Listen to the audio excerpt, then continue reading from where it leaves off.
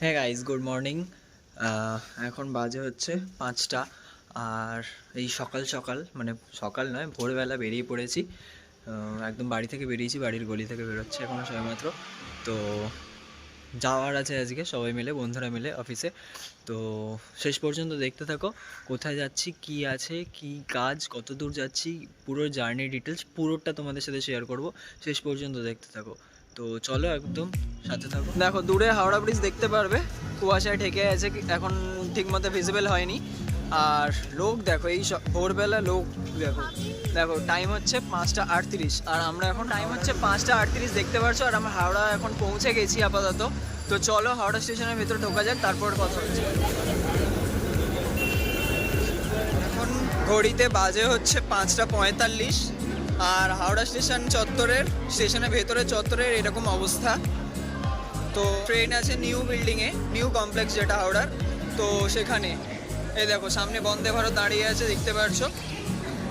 আমরা নতুন বিল্ডিংয়ে যাব, নতুন কমপ্লেক্সে। তো চলো, দেখো এখন বাজে 6টা, বাজেনি এখনও, 6টা বাজতে 2 মিনিট বাকি আছে। আর স্টেশন চত্বরের অবস্থাটা আমি একবার দেখিয়ে দিচ্ছি।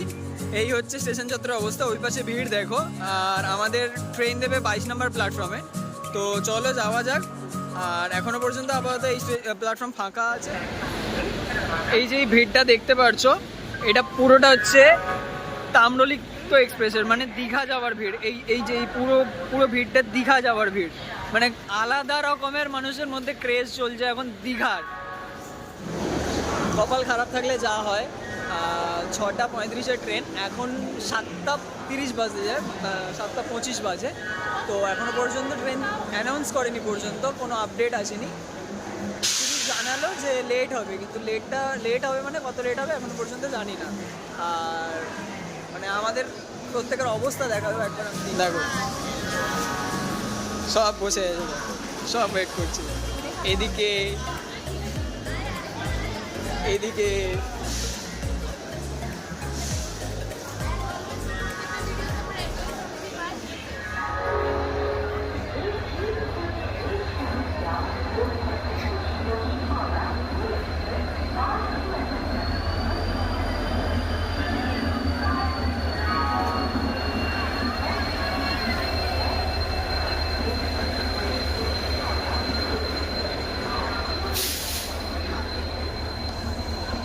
তো ফাইনালি 8টা 20 বাজে। আর এতক্ষণে আমাদের ট্রেন ঢুকলো সবেমাত্র, এখনো পর্যন্ত গেট খোলেনি। আর পেছনে ভিড়টা দেখো একবার শুধু। আমাদের কম্পার্টমেন্ট হচ্ছে D4। তো চলো এখনো গেট খুলুক, তারপর ট্রেনে উঠি, তারপর বাকি ট্রেনের পুরো ডিটেলসটা আমি তোমাদের যাতে দিয়ে দিচ্ছি। ট্রেনটা মানে এমনি পরিষ্কার সব কিছু, মানে সব ঠিকঠাক। বাট আমি তাও একবার তোমাদের সাথে ট্রেনের এটা শেয়ার করে দিচ্ছি। বাট এইরকম এতটা বাজে এক্সপিরিয়েন্স ইন্ডিয়ান রেলওয়ে নিয়ে, এটা খুব মানে এত বেকার, মানে কিছু বলার নেই। যদিও শুনলাম একটা কিছু ঘটনা হয়েছে যার জন্য ট্রেনটা লেট হয়েছে, কিন্তু তাও। তো চলো আমি ট্রেনের ভেতরে গিয়ে আমি তোমাদের সাথে একবার ওভারভিউটা শেয়ার করে দিচ্ছি ট্রেনের। আমরা অনেক এক্সাইটমেন্ট নিয়ে এসেছিলাম, ভোর 4টের সময় বেরিয়ে। কেউ ঘুমায়নি। হ্যাঁ, মানে রাত্রিবেলা ঘুম হয়নি অবভিয়াসলি। ঘুম নষ্ট করে আমরা 4টের সময় এসেছি। আসার পরে এতক্ষণ পর আমরা তো এসে ওয়েট করে 2 ঘন্টা, মানে 6টা 35-এর ট্রেন ছিল, আর এখন বাজে 8টা 35। এখন পর্যন্ত ট্রেন ছাড়েনি। মানে এতটা বাজে এক্সপিরিয়েন্স আর ইন্ডিয়ান রেলওয়ে নিয়ে কিছু বলার নেই। এই হচ্ছে আমাদের ট্রেন D4, আমাদের কম্পার্টমেন্ট 22861 কান্তাবাজি ইস্পাত এক্সপ্রেস। তো চলো ট্রেনটায় উঠি, দেখা যাবে।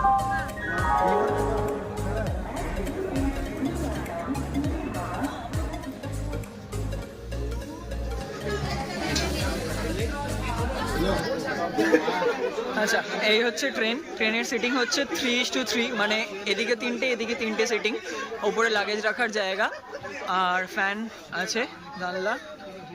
এই হচ্ছে ট্রেনের সিটিং ক্যাপাসিটি। যদিও আমরা যাব এই দিকে।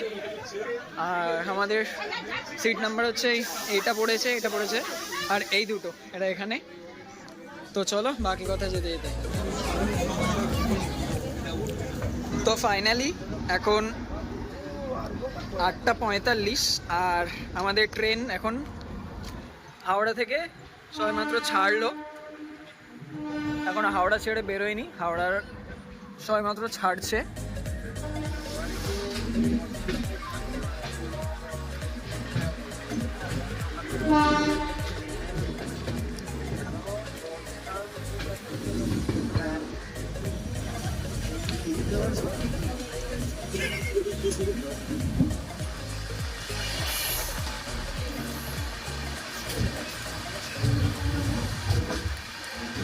সো এখন আমরা ট্রেনে আছি আপাতত। আর আমি এদিকে আমরা সামনে আরও আছে, সামনে চারজন আছে, আমার আলাদা আছে। আর ট্রেনের ওভার ভিউটা একবার তোমাদের সাথে শেয়ার করে দিচ্ছি। আচ্ছা, এটা দেখিয়ে দিই। এটা হচ্ছে খাবার রেখে রাখার জায়গা, কিন্তু যা নোংরা আর যা অবস্থা তাতে এতে আর কিছু রাখা নেই। এখানে আছে বোতল র্যাক, আর এখানে কিছু ম্যাগাজিন বা বই কাগজ কিছু রাখার জন্য, আর এখানে পা রাখার।